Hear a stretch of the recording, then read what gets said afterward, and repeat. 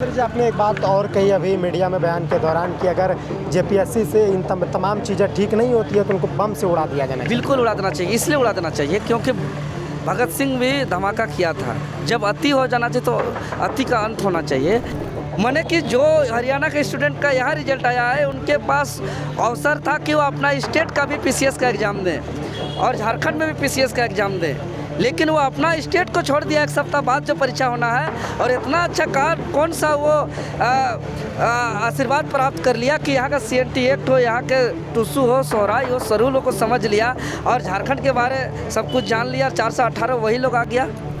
अगर नियम के तहत काम करेंगे तो स्टूडेंट को न्याय मिल जाएगा, लेकिन ये लोग नियम के तहत काम नहीं करते हैं। न्यूनतम पारदर्शिता को भी ये पालन नहीं कर रहे हैं, जो न्यूनतम है उसको भी पालन नहीं कर रहे हैं। मतलब जेपीएससी में पारदर्शिता नाम की कोई नहीं है, कोई पारदर्शिता नहीं है। राज्यपाल महोदय को ज्ञापन सौंप दिए निष्पक्ष जांच की मांग को लेकर, तो अब आगे क्या लगता है? उस पर निष्पक्ष जांच कार्रवाई कर दिया आगे, अब जेपीएससी का खैर नहीं। 14वीं जेपीएससी प्रारंभिक परीक्षा परिणाम में सामने आई अनियमितता और पारदर्शिता के अभाव को लेकर आज जेएलकेएम के केंद्रीय उपाध्यक्ष देवेंद्र नाथ महतो जांच की मांग करते हुए ज्ञापन सौंपने के लिए राज्यपाल से मिलने पहुंचे थे। और इस समय हम राजधानी रांची के राज्यपाल जो लोक भवन है उसके बाहर है और आप देखिए कि इनके हाथों में जो कागज़ है और निष्पक्ष जांच की मांग को लेकर आज देवेंद्र नाथ महतो राज्यपाल से मिलने पहुंचे थे। देवेंद्र जी, लगातार ये जेपीएससी का 14वां एग्ज़ाम था और ये भी कहीं ना कहीं आरोपों के घेरे में है। आपने पिछले दिन भी प्रेस कॉन्फ्रेंस कर भारी गड़बड़ी की आरोप जो है वो जेपीएससी के ऊपर लगाया आपने।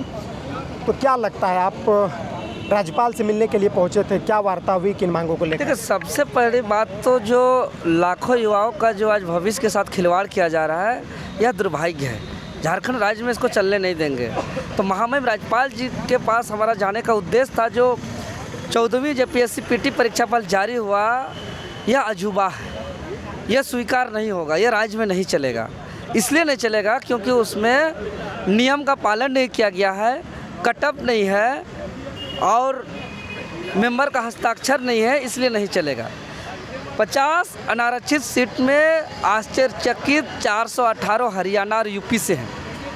हरियाणा वासी जो आ रहे हैं मेरिट से आएंगे तो कोई आपत्ति नहीं है, लेकिन ये सोचने और प्रश्न चिन्ह ये खड़ा होता है कि इसमें हस्ताक्षर नहीं है रिजल्ट में मेंबर का। पहला चीज़ आपत्ति जाता है कि बाहर से आ रहे हैं, गड़बड़ तो है। दूसरा चीज़, जो हरियाणा के स्टूडेंट यहाँ आ रहे हैं 19 अप्रैल को यह पीटी परीक्षा आयोजित की गई थी और 19 अप्रैल से जस्ट एक सप्ताह बाद हरियाणा में भी एक पीसीएस एग्ज़ाम था। माने कि जो हरियाणा के स्टूडेंट का यहाँ रिजल्ट आया है उनके पास अवसर था कि वो अपना स्टेट का भी पीसीएस का एग्ज़ाम दें और झारखंड में भी पीसीएस का एग्ज़ाम दें, लेकिन वो अपना स्टेट को छोड़ दिया। एक सप्ताह बाद जो परीक्षा होना है और इतना अच्छा कौन सा वो आशीर्वाद प्राप्त कर लिया कि यहाँ का सीएनटी एक्ट हो, यहाँ के टुसू हो, सोहराई हो, सरूल को समझ लिया और झारखंड के बारे सब कुछ जान लिया। 418 वही लोग आ गया। लेकिन देवेंद्र, देखा जाए तो अब तक जितने भी एग्ज़ाम जेपीएससी के हुए हैं और इस बार भी जब 14वीं एग्ज़ाम हुई 1 से लेकर 14 तक में, अभी तक का एग्ज़ाम कहीं ना कहीं विवादों के घेरे में रहा है और इस बार भी आपने इसको विवादों में खड़ा किया है, कई गंभीर सवाल आपने उठाए हैं। तो क्या लगता है कि जेपीएससी जिस तरीके से एग्ज़ाम ले रही है कहीं ना कहीं सफल नहीं हो पा रही है, तो ये कैसे होगा? आप लोग को लगातार आवाज़ उठाना पड़ रहा है, बाकायदा आप छात्रों के हितों में आवाज़ उठाते भी हैं। इन लोग का मनसा, इन लोग के पास नियम है। अगर नियम के तहत काम करेंगे तो स्टूडेंट को न्याय मिल जाएगा, लेकिन ये लोग नियम के तहत काम नहीं करते हैं। ये लोग नियम के विपरीत काम करते हैं, उनके प्रतिकूल काम करते हैं। इसी की वजह से आज इतना मनमानी, इतना घोटाला, इतना गड़बड़ी हो रही है। आप बताइए, किसी का ओएमआर सीट जो बाहर आ रहा है उसमें 48 क्वेश्चन आंसर किया हुआ है, 46 लगभग सही है, वो रोल नंबर रिजल्ट में है। ये तभी संभव होगा जब पेपर 2 में 100 में 98 99 लाएगा। सवाल तो बनता है कि 98 99 नंबर लाने वाला स्टूडेंट पहला पेपर में 52 क्वेश्चन क्यों छोड़ दिया?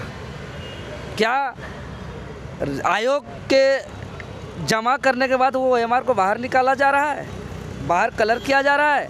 और जो स्टूडेंट अपना ओएमआर देखने के लिए हाई कोर्ट जा रहे हैं, आरटीआई कर रहे हैं, आवेदन कर रहे हैं, उसको ओएमआर नहीं दिखाया जा रहा है, क्यों? आज सवाल बनता है कि क्या उसका ओएमआर को बाहर निकाल के फेंका जा रहा है, फाड़ा जा रहा है, क्यों? ये सवाल बनता है। देवेंद्र जी, आपने एक बात और कही अभी मीडिया में बयान के दौरान कि अगर जेपीएससी से इन तमाम चीज़ें ठीक नहीं होती है तो उनको बम से उड़ा दिया जाना चाहिए। बिल्कुल उड़ा देना चाहिए, इसलिए उड़ा देना चाहिए क्योंकि भगत सिंह भी धमाका किया था। जब अति हो जाना चाहिए तो अति का अंत होना चाहिए, क्योंकि जेपीएससी का अगर हम शुरू से कार्यशैली को देखेंगे तो 14वीं जेपीएससी नाम है, लेकिन ये 8 बार हो रहा है ये जेपीएससी। पहला दूसरा जेपीएससी आप देख रहे हैं कि घर बैठे कॉपी जमा किया, ये हम नहीं करे, सीबीआई जांच से भी पुष्टि हुआ है। आज जितने भी अधिकारी पदाधिकारी हैं सब पर नेम्ड FIR है, सबके ऊपर चार्जशीट है, वो लोग बेल पर नौकरी कर रहे हैं। चौथा 5वां जेपीएससी का समझ ही रहे हैं स्थिति परिस्थिति, कभी आरक्षण से छेड़छाड़, कभी कॉपी से छेड़छाड़, कभी सेटिंग गेटिंग, ये हमेशा जेपीएससी गड़बड़ी, नए तरीके का गड़बड़ी ढूंढ ढूंढ के लाती है। तो कभी क्रमवार पास, तो कभी जो है कि एब्सेंट को पास, तो कभी प्रेजेंट को एब्सेंट, इस तरह का खेला करता है। अगर एक समझ में आता है कि आयोग का जिस उद्देश्य से, जिस सोच से, जिस सपना के साथ गठन किया गया था, अगर वो बाबा साहब अगर जिंदा होते तो वो रोती, अभी उनकी आंख से आंसू आता। ये आयोग तो उन सोच, सपना और उद्देश्य से विपरीत काम कर ही रही है। ये नौकरी नहीं दे तो ये झेल ले रहा है आदमी, लेकिन नौकरी बेच दे ये तो बर्दाश्त नहीं न करेंगे, ये बर्दाश्त नहीं करेंगे, ये राज्य में नहीं चलेगा। जेपीएससी परीक्षा की पारदर्शिता को आप कैसे देख रहे हैं? 100 में से कितने प्रतिशत अंक आप देंगे इनको? न्यूनतम पारदर्शिता को भी ये पालन नहीं कर रहे हैं, जो न्यूनतम है उसको भी पालन नहीं कर रहे हैं। मतलब जेपीएससी में पारदर्शिता नाम की कोई नहीं है, कोई पारदर्शिता नहीं है, कोई निष्पक्ष नहीं है। ये सिर्फ और सिर्फ परीक्षा फल तक ये बात सीमित नहीं है, यह राज्य के युवाओं का भविष्य का बात है, ये संवैधानिक संस्था की गरिमा का बात है, ये आयोग की विश्वसनीयता का बात है। आप राज्यपाल महोदय को ज्ञापन सौंप दिए निष्पक्ष जांच की मांग को लेकर, तो अब आगे क्या लगता है? उस पर निष्पक्ष जांच कार्रवाई कर दिया आगे, अब जेपीएससी का खैर नहीं।